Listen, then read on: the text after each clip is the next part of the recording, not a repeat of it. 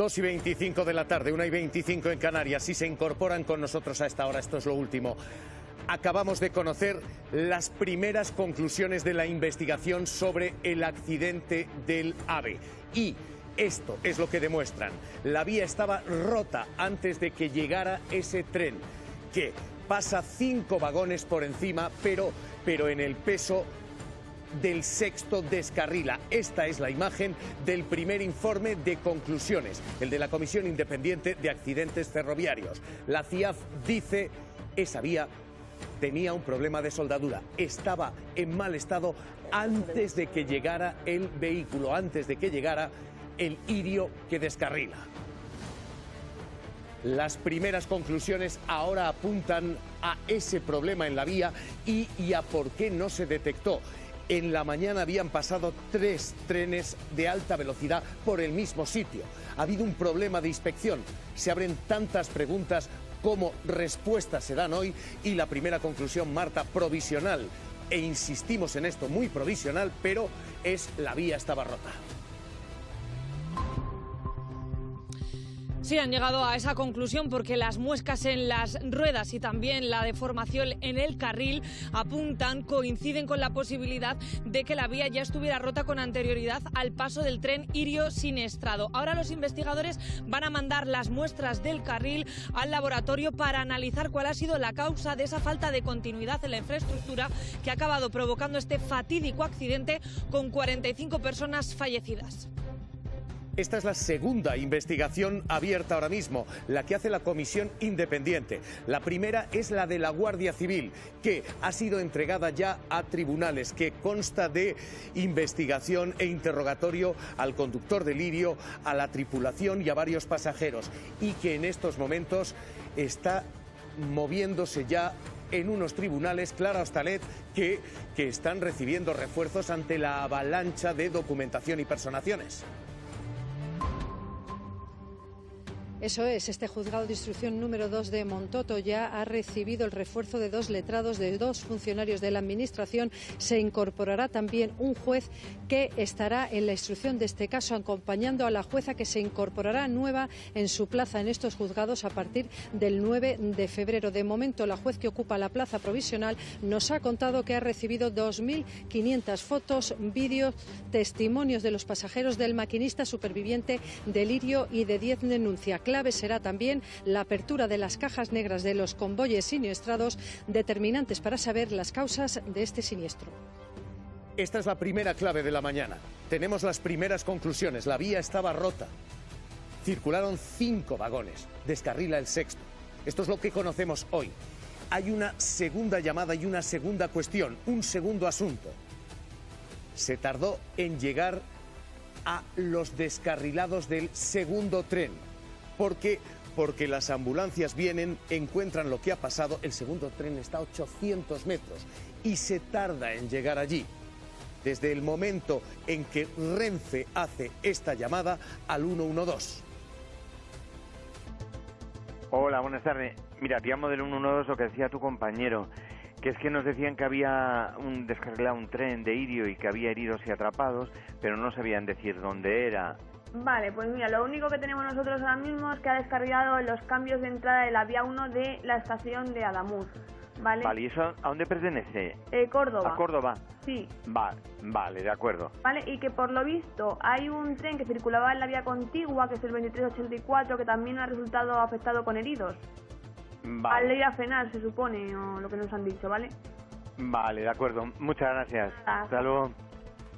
Esa llamada demuestra que pasan los minutos hasta que llegan las ambulancias. Ha habido problemas de coordinación entre Adif y el 112, entre Gobierno Central y la responsabilidad autonómica de ambulancias. Hoy, preguntado aquí, el ministro del Interior, Grande Marlaska, responde. A las 20 horas se llega a la primera patrulla y toma conocimiento y llega donde está el tren Irio. A las 20:15 ya una segunda patrulla, otra patrulla de la Guardia Civil aproximadamente ya tiene conocimiento y ve y visualiza el tren Albia. Y a las 20:30 ya están personados los primeros servicios sanitarios y los primeros servicios ya de protección civil en general. Estos son los hechos y las novedades del día y a partir de aquí reacciones políticas. El Partido Popular ahora mismo abre el frente duro contra el gobierno. Hoy Núñez Feijóo preguntando y pidiendo explicaciones directamente al presidente Sánchez. Hemos pedido un pleno extraordinario en el Congreso la semana que viene y yo espero que en él empiecen a dar la cara los que tienen la responsabilidad. Y ante un hecho de esta naturaleza, el que tiene la máxima responsabilidad es el presidente del Gobierno. Si no acepta comparecer en las próximas horas, se convocará un pleno extraordinario en el Senado. El Partido Popular habla de utilizar su mayoría absoluta en el Senado para forzar explicaciones del presidente. Sánchez compareció anoche a las 12:30 de la noche. Puente ha comparecido en 16 ocasiones desde que ocurrió lo que hemos visto. Pero la polémica política está servida ya y el Partido Popular está pidiendo explicaciones, pero es que Vox está pidiendo dimisiones, la dimisión de Pedro Sánchez. Servido ahora mismo el debate. María Escolar. Sí, parece que acabado el luto se acaba también la tregua política. Habla Feijóo de caos, mediocridad, incompetencia y sectarismo. Culpa a un presidente del gobierno, no le bastan las explicaciones que dio hace unas horas. Dice que tiene que dar la cara, aportar más explicaciones, que es el momento ahora y amenaza con luego pedir responsabilidades. Apunta directamente al ministro de Transportes, dice que él nunca lo habría elegido. Bucean incluso en sus redes sociales y habla de que el estado de las vías es la metáfora de cómo se encuentra el estado de la nación. El Gobierno tiene que asumir de forma inmediata la magnitud de lo que está pasando en el sistema ferroviario español. No son hechos aislados. Es un síntoma general de que los servicios públicos esenciales que dependen del Gobierno no están funcionando. Es la evidencia de su colapso. El estado de las vías es el reflejo del estado de la nación.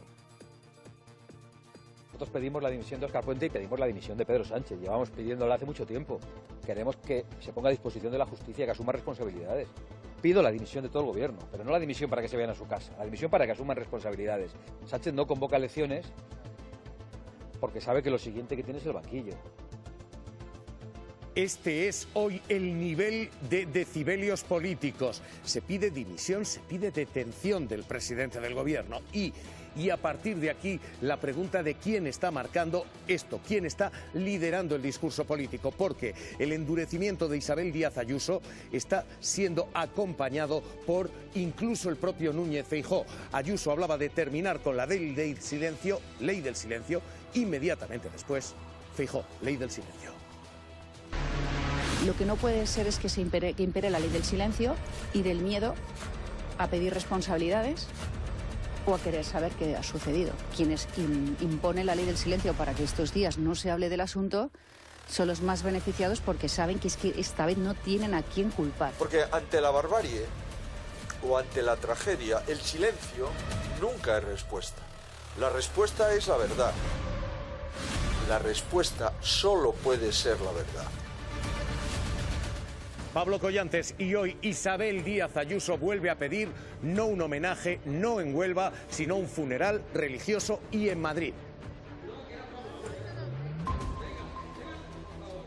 Sí, porque era Isabel Díaz Ayuso la primera en cargar contra el gobierno ayer y también en proponer un homenaje paralelo a las víctimas con una misa en la Catedral de la Almudena. Juanma Moreno, sin embargo, daba pocas horas después su respaldo al funeral de Estado oficial que se celebrará el próximo 31 de enero en Huelva, en consenso tanto con el gobierno como con la Junta de Andalucía y al que también acudirán los reyes. Dentro del Partido Popular había quienes criticaban que este acto fuese laico y no religioso, pero lo cierto es que el próximo 25 de enero también habrá una misa funeral que estará guiada por el obispo de Córdoba, también en Adamuz. No obstante, Isabel Díaz Ayuso insiste en traer el homenaje aquí a la capital, a la Catedral de la Almudena, porque dice hay que respetar a quienes tienen fe.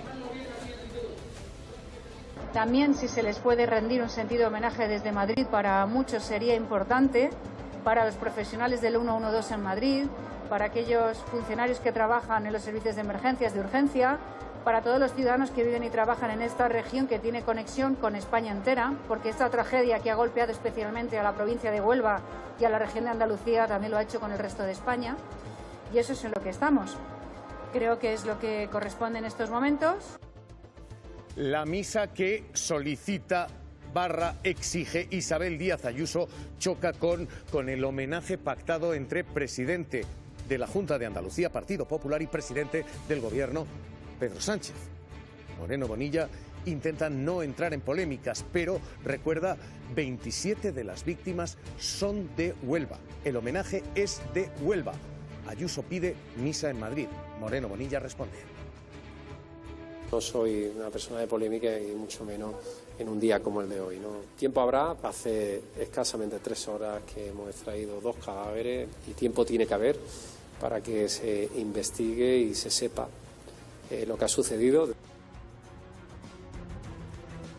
Y a esta hora, después de el caos de los últimos días, Rodalías, Cercanías vuelve a funcionar y vuelve a funcionar con retrasos pero cierta normalidad. Vamos hasta allí, Sara Gutiérrez. Aquí en Molins de Rey podemos decir que la normalidad se ha recuperado a medias, y es que el primer tren del día ha salido, pero lo ha hecho 20 minutos tarde, y para que os hagáis una idea, lo que sería un trayecto de 30 minutos entre Barcelona y Molins de Rey, hoy ha sido prácticamente de 2 horas. Así que el descontento de los usuarios hace que busquen alternativas, como por ejemplo el bus interurbano, pero es que a esto, a toda la situación, le tenemos que añadir una incidencia extra en la R4, en la línea que pasa por aquí, y es que un árbol ha caído cerca de Castellbisbal, una localidad que queda también cerquita de esta estación. Por lo tanto, si ya hay demora de por sí, pues eso añade unos cuantos minutos más a esa larga espera. He venido a probar suerte, a ver si tengo suerte y llego y no hay incidencias. No tenía seguridad, así que me he ido con tiempo para cogerlo y la verdad es que bastante bien. Las pantallas decía que salía en 4 minutos y al final tardó muchísimo más, pero bueno, por suerte llegué y salió. Funcionan, pero bueno, también van con demoras, o sea que volveremos a llegar justos al trabajo tarde. Y atención a esto, porque el acoso no es solo político. Acaban de filtrarse los datos del ministro Óscar Puente.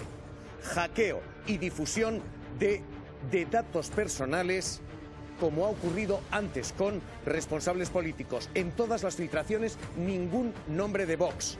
Pero los datos personales de Óscar Puente se acaban de filtrar, junto a quien habla de vascongadas para hablar de Euskadi, o cierra su filtración diciendo ¡Viva España! Lo que tenemos ahora mismo es un delito de hackeo y filtración de datos, Pedro Gómez, que afecta al ministro Puente.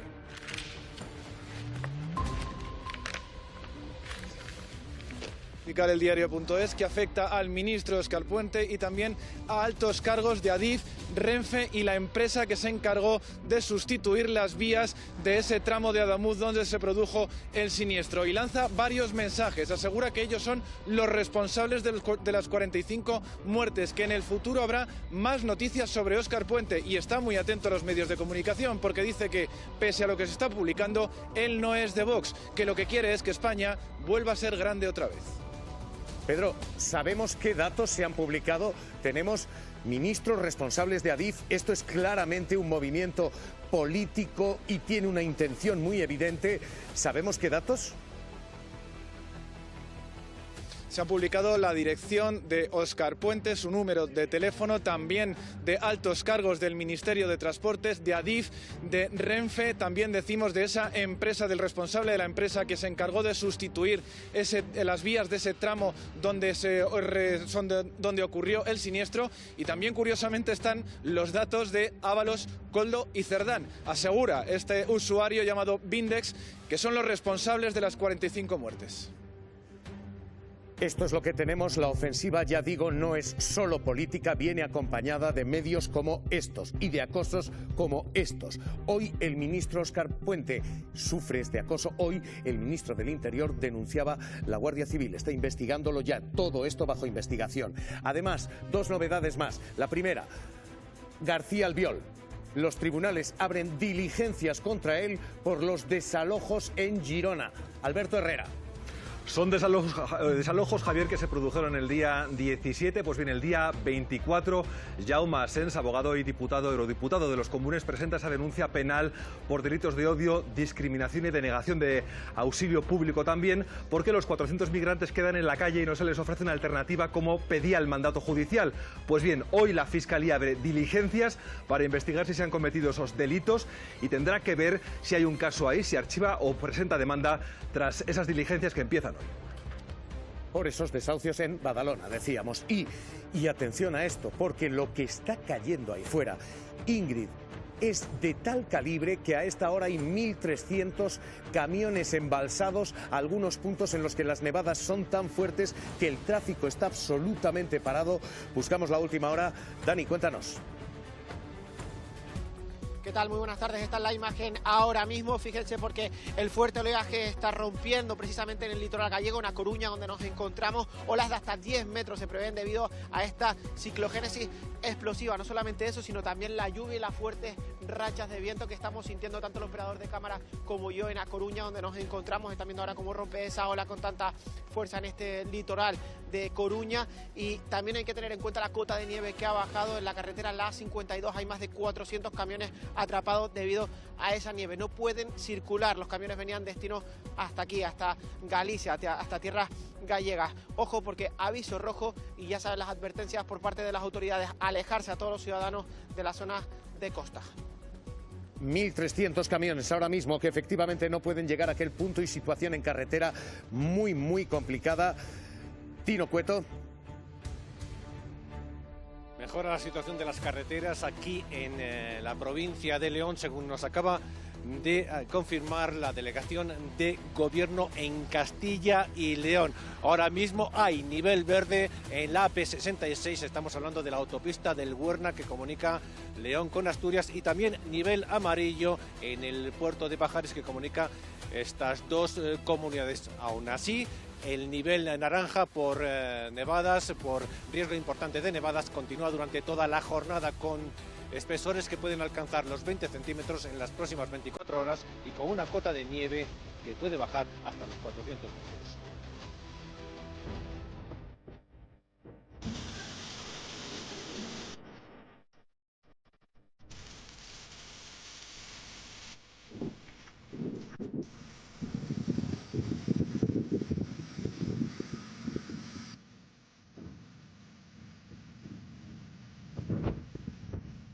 Y lo primero a esta hora es lo último. Conocemos ya las conclusiones iniciales de la investigación del descarrilamiento del AVE. Lo que tenemos ahora mismo es esto como primer indicio: un problema en soldadura y una vía rota antes de que llegue el AVE. Esto, lo que dice el informe preliminar. La rotura de la vía se convierte en la hipótesis principal. Que sea la infraestructura, que sea la vía, es posible, ¿no? Así lo apunta el informe preliminar de la comisión que investiga el accidente. Esa fractura podría haber provocado el descarrilamiento del tren Irio. En el foco de la investigación, marcas como estas, encontradas en las ruedas del convoy. De 1 milímetro de espesor y una cierta anchura de varios centímetros que se repite. Todas ellas en la banda de la rodadura derecha y todas ellas con un mismo patrón. Podría ser compatible con un impacto con el escalón donde la vía estaría fracturada. Esas marcas en las ruedas han estado en el foco los últimos días. Avisa de algo que no sabemos si estaba ahí o en algún punto anterior. También se han encontrado en otros 3 trenes que circularon por esa misma vía el día del accidente. Pero el informe da un paso más y apunta a la posibilidad de que esa fractura estaría ya antes de que el Irio pasase por encima y descarrilase. Transportes ha negado la falta de mantenimiento en la vía. La vía pasó las inspecciones y las comprobaciones que tenía que pasar y no se detectó ningún problema. Y ha alejado las sospechas sobre el tren Irio. Me cuesta mucho creer que pueda ser el tren, porque hablamos de un tren muy nuevo. Ahora se van a examinar al milímetro las muestras del carril para saber qué podría haber provocado la fractura. No se descarta ninguna causa, una hipótesis principal y también provisional, pendiente de comprobar. Todo esto es preliminar, pero todo esto nos indica cosas. Los técnicos, señor Minaya, ¿cómo lo leen? Bueno, yo creo que está muy claro. Había 3 factores. Ya hemos eliminado 2 de la ecuación. El factor vehículo, el propio buggy, el factor humano se ha ido fuera de ahí. Y ahora ya lo que nos queda es analizar qué elementos y por qué en la vía se ha producido esa rotura. ¿Hay un problema de inspección? Si la vía está rota, 3 trenes han pasado por la mañana, ¿no debería haberse detectado que esto estaba así, que la vía estaba así? Puede ocurrir que la vía no haya enviado datos suficientes, pero los trenes, según iban pasando, iban quitando parte del material. Entonces llega un momento en el que por ese desgaste de material se fractura por fragilidad, ¿vale? Y entonces es cuando rompe al paso del vagón 6. Y hay una clave de fondo, nos estaba diciendo, esto es el último desencadenante, pero algo ha provocado esa fractura. ¿Qué? ¿Dónde apunta ahora mismo el carácter, el criterio técnico? Bueno, pues ahora mismo es muy difícil y estamos con conjeturas y se pueden conjeturar, ¿no? Yo creo que es importante dejar a las comisiones que vayan analizando, ¿vale? Y es lo que he dicho antes. El hecho, el contexto y el entorno. Hay que mirar una multivariable para llegar a analizar por qué la causa raíz, por qué esa causa que ha hecho que se iniciase esa rotura del carril, me llegue a decir y ha derivado en el carril se ha roto. Esto es lo que tenemos en lo técnico. Ahora mismo esto es lo que sabemos. Y a partir de aquí la reacción política. Hoy lo han escuchado el líder de la oposición diciendo las vías rotas son el reflejo de España, de cómo está el país. Pero es que el discurso se endurece todavía más con Isabel Díaz Ayuso. Acaba de contestarle la vicepresidenta del Gobierno, Yolanda Díaz.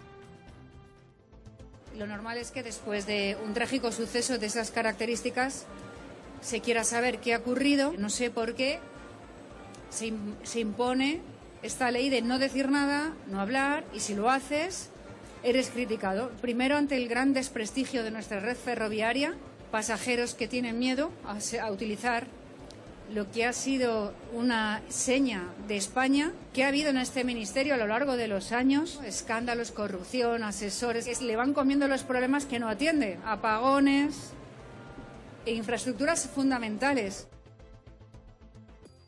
La ciudadanía merece respeto, silencio. Hay personas hoy que tienen la desgracia de ver cómo han perdido de manera dramática familiares. No vale todo. No vale todo. Chema Garrido, Diario El Plural. ¿Qué tal? ¿Cómo estás?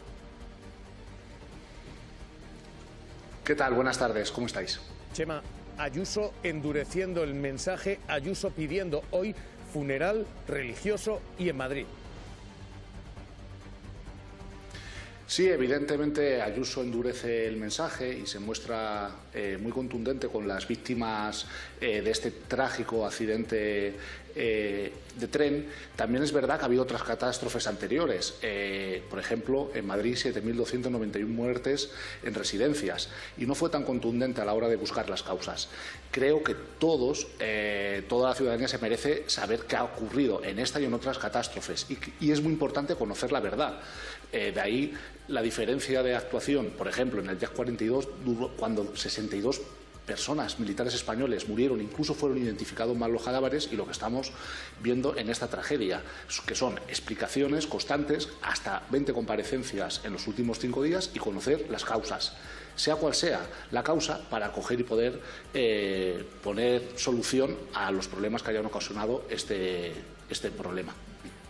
Lo que se está batallando aquí es una auténtica pelea política en torno a una misa.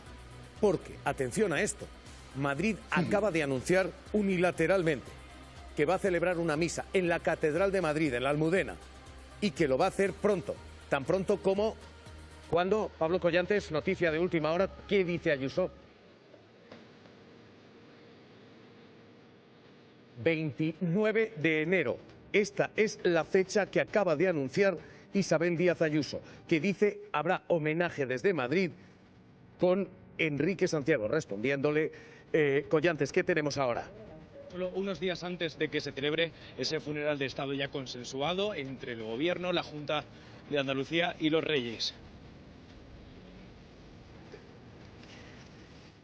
29 de enero, 2 días antes, como cuenta Collantes, 2 días antes del homenaje nacional. Y esta pelea, Ayuso y la izquierda, ahora mismo en torno a esto.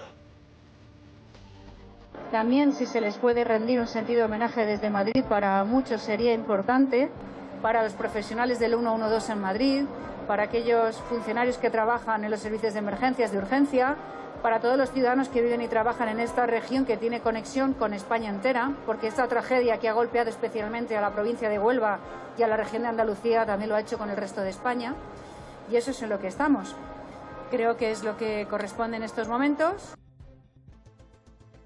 Actitud no tiene otro nombre, oportunista de la señora Ayuso, diciendo que el único funeral de Estado válido es el que se haga en Madrid, porque por visto Huelva para la señora Ayuso no es España. La verdad es que deberían despertar un poco los señores y señoras del Partido Popular y atenerse a la realidad en la que viven.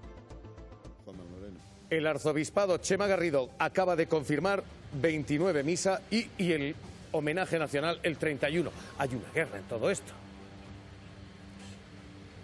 Hay una guerra que es evidente. En primer lugar, es un desprecio a Andalucía y a Huelva, donde hay 27 fallecidos. Yo no sé en qué cabeza cabe que un funeral o un homenaje que se realice en Huelva no representa a todos los españoles y que el homenaje, para que tenga validez, según Isabel Díaz Ayuso, tiene que realizarse en Madrid, aunque la mayoría de víctimas mortales esté en Huelva. Y luego, desde luego, es sin duda marcar terreno tanto a Moreno Morilla como a Núñez Feijóo. Es sembrar discordia de donde había acuerdo por parte del Gobierno de España, por parte del Gobierno de Andalucía y por parte de los Reyes, que era mostrar sus condolencias a los fallecidos todos juntos en Huelva.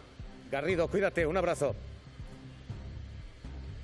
Un abrazo, cuidaros. Telegrafía aquí, y nos movemos. Yo estoy de acuerdo con Garrido porque ha dicho una cosa interesante. Ayuso no dedicó ni un solo minuto que está dedicando a esta tragedia a las 7.291 víctimas de las residencias que eran víctimas de aquí, de las que le gusta, de la Comunidad de Madrid. Ni funerales, ni misas, ni acompañamiento, ni siquiera declaraciones. Todavía no ha asumido los protocolos de la vergüenza. Esto es una humillación a Andalucía y a las víctimas de la tragedia de Madrid. A mí, sinceramente, en un Estado laico no me parece necesaria que se produzca una misa, pero bueno, si quieren celebrar una misa, pues que la celebren, pero creo que no puede darle entidad de una funeral de Estado, porque el funeral de Estado será 2 días después y entonces no creo que tengan por qué ir las familias, ni creo que tenga que haber representación política. Y atención, Pedro Gómez, tribunales, y atención a esto porque en toda esta ofensiva contra el gobierno, esta es la última novedad.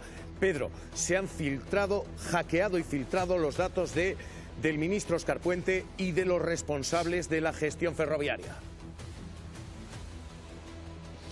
Los datos personales del ministro Óscar Puente, su dirección, su teléfono, su DNI y también de altos cargos del Ministerio de Transportes, de Adif, de Renfe y de la empresa responsable de cambiar y sustituir ese tramo de vía que se hizo el año pasado, donde se ha producido ese siniestro el pasado domingo. Una filtración que acompaña con más amenazas. Asegura además este usuario llamado Bindes, que no es de Vox, que lo que él quiere es que España sea grande otra vez. Rubén Sánchez, Facua, ¿qué tal? ¿Cómo estás? ¿Qué tal? Muy buenas. Rubén, ¿y esto? ¿Esto es un delito? ¿Esto es amedrentamiento? ¿Esto qué es? Bueno, evidentemente es un delito. Las filtraciones son para que trascienda información que nos oculta. Las filtraciones no son para facilitar al que se pueda amenazar de muerte o insultar a un ministro directamente en su propio teléfono móvil. Esto se está investigando y pone de manifiesto la escalada de odio que al final están sembrando los que nos han vendido desde el minuto uno de la tragedia, un relato que es que el gobierno ha asesinado a las víctimas del accidente. Así nos lo está vendiendo la extrema derecha. Y encima a los que no le compramos ese relato, pues bueno, nos exponemos incluso a que nos lleguen amenazas. A mí esta semana me ha llegado una amenaza de muerte a través de TikTok y me la vinculaban precisamente a no comprar ese relato, en el que entiendo que esto se está investigando y hasta que no concluya la investigación no podremos saber exactamente cuáles han sido las causas y si hay responsables o culpables a los que señalar. Al final, el discurso que, por ejemplo, Abascal ha proyectado, hablando de que esto es consecuencia de la corrupción y que el gobierno es criminal, está sembrando, por un lado, El miedo a viajar en ferrocarril, que también lo estamos viendo, cómo lo incorporan algunos líderes del Partido Popular, trasladar la idea de que tenemos que preocuparnos si vamos a coger un tren porque algo nos puede pasar, cosa que es realmente aberrante. Y el miedo está generando ira, está generando odio, y el odio pues deriva en esto, en amenazas, en agresiones. Se lo tendrían que pensar de una vez los señores de la extrema derecha y también los señores del PP en cuanto a que no todo vale para atacar al adversario político, porque incluso aquí se están poniendo también de otra manera vidas en juego y la preocupación de mucha gente que de repente pues bueno, puede recibir este tipo de amenazas. Rubén Sánchez, Facua, gracias, un abrazo. Y una novedad más en tribunales, atención a esto, hay fecha ya para el juicio al hermano de Pedro Sánchez. Volvemos a tribunales. Pedro, ¿cuándo va a ser?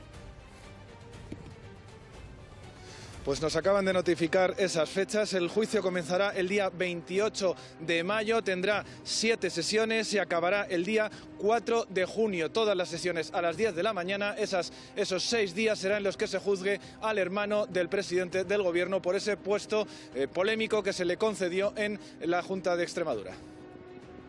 Señores, cierre aquí. Bueno, el cierre lo doy con el funeral de católico que va a celebrar la señora Ayuso. Ojalá todas las instituciones no vayan, porque es un desprecio, para empezar, a las víctimas. Cierre aquí. No nos olvidemos de esos 45 muertos, eso es, de los cientos de heridos y de tantos superhéroes que trabajaron durante esos días. Jorge. Simplemente decir que Ayuso no tiene ninguna vela en este entierro. Pues así terminamos y con algo más. La cuenta atrás para el Benidorm Fest. Francisco Javier Herrero Arribas. Javi Momboro Polvorín. Carrión de los Condes. Web tienda online. Momboro Moda Capricho. momboromodacapricho.com. Artículos personalizados Momboro Polvorín. momboromodacapricho.com. Inicio Momboro Modas tienda novedades. Visita mi web. También catálogo en WhatsApp. +34 664 828 044. Atención personalizada a cada cliente. Sin sistemas ni robots. Teléfono y WhatsApp +34 688 776 781. Contacta conmigo sin ningún compromiso. Estaré encantado de atenderte. Muchas gracias.